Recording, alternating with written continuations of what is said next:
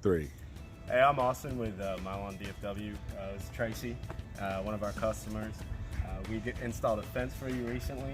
You want to explain basically kind of what happened and how we kind of tried to help you out with that? Yeah, well, we had this entire, like, almost 100 foot of fence just bend over from the weird storm we had, and Austin came by and we just gave him a shot as far as a proposal on what to do about this in a time frame.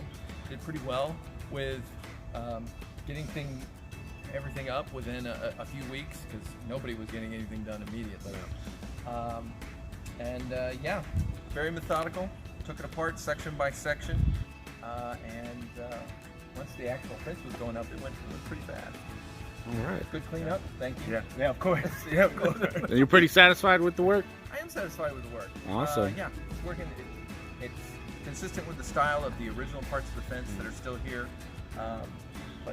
Yeah, sturdy All work. right. Yeah. Thank you, sir. Thank you.